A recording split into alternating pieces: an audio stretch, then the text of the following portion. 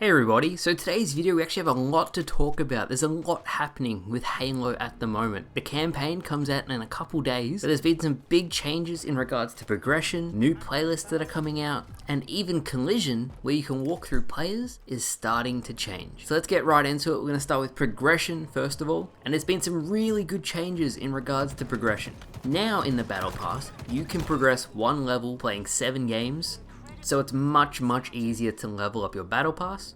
I still don't like the progression system as it is, but it's a really good step in the right direction, and it's really good to have 343 communicating and having an open dialogue with the community, because it means people feel like they're being listened to. Unishek, the 343 community dev, said after seeing how XP was earned with those challenges, we noticed the players were starting their sessions with slower payouts than we'd like, and by that they mean the 50 XP change they made, which I've pointed out many times on the channel, didn't really make it any faster. So to rectify this, they've been increasing the XP payout for the first 6 matches of each day. The first game will be 300 XP, and it'll go all the way down to 50 XP. I'll throw the little image up on screen now.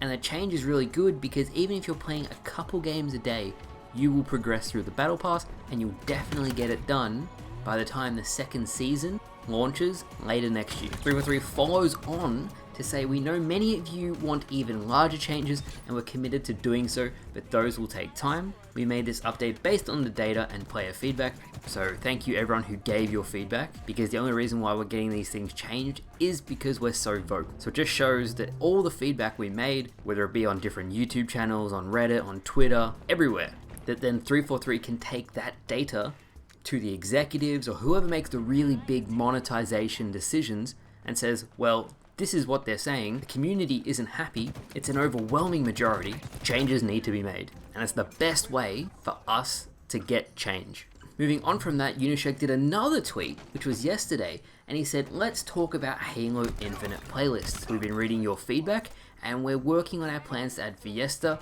Tactical Slayer, which is SWAT, and free-for-all playlists. They won't land by December 8th, but the team is pushing to get them in before the end of the year. First of all, that means it'll probably be like 2 weeks after the official launch. Isn't too bad. I've been under the understanding that these playlists should be in the game on launch. I know a lot of you guys feel the same way. I don't fully understand the name to Tactical Slayer when SWAT sounds way cooler. As is the motto with everything I've said lately, change for the sake of change isn't always good. Just call it SWAT. Fiesta and free-for-all should be in the game by default. I follow on from that, John says, our goal for events is to try new modes prior to adding to playlists. We'll be monitoring playlist health after the 3 additions above and adjust our offering if needed, which means they'll be concerned that people will not find games if they add all of these playlists in. I know in Australia I definitely won't find playlists in all of these game modes, but it's probably because the really strict skill-based matching that's in the game, it means for the people at the really low and really high end, they might have a real struggle finding games with how strict it is at the moment. And having just 4v4 Slayer, BTB, and a couple ranked modes lets them keep it very strict and very tight, so then it keeps people playing for longer. Unishek follows on to say a social Slayer playlist with multiple variations is also in the works. We see this request the most, but we won't be able to get that one ready until after the holidays. Hopefully with the campaign launching in the next couple days, it kind of holds us over and gives people something to play to fill in that gap before the new playlists come out. Now, I don't know anything about game development, especially not at a AAA studio, so if someone does know in the comments, maybe you can leave me a comment so I understand why they can't just add the playlist into matchmaking. Does it have to go through rigorous testing and quality assessment before it can be pushed to the live game? My understanding was because it's a live game, the changes can be made on the fly and weren't going to take a very long time. Finally, a very quick one.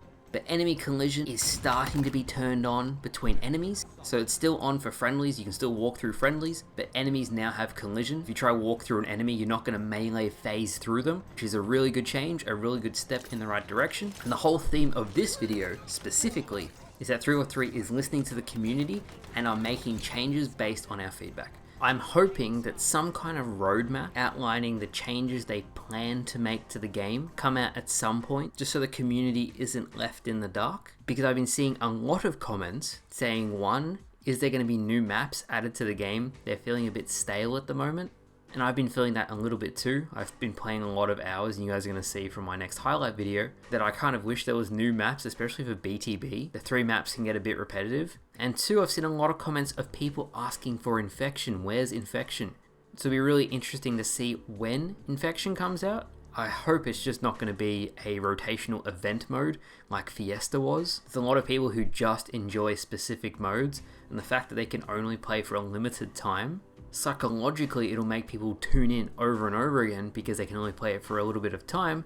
But it just kind of sucks you can only play the things you love for a limited time. Finally, the last thing we're going to talk about is PC cheating, and what 343's response to the community was about people who are cheating on Halo Infinite. I've been seeing a lot of comments online saying people on Xbox want crossplay turned off. I'm not sure if that's going to happen because again, the skill-based matching is so strict, it would mean that people won't find games in certain regions. So at least that's my understanding of why it's not going to get turned off, but I completely get as to why people would like it turned off. But 343 said that cheating is a natural part of supporting a free-to-play PC game, and it's one that they expected would happen. Since it is an ongoing battle, they will be consistently updating their anti-cheat systems to take action on people who do hack. I would love to see an in-game report feature where you can just click a button and say this person was cheating.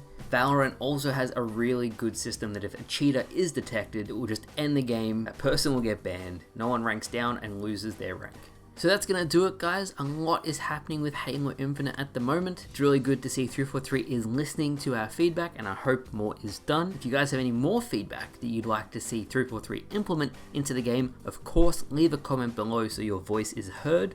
It really helps out because we're doing our part to shape Halo Infinite the way we want it to be shaped. But thank you all so much for watching. Hopefully you all enjoyed today's video, and I will see you guys later.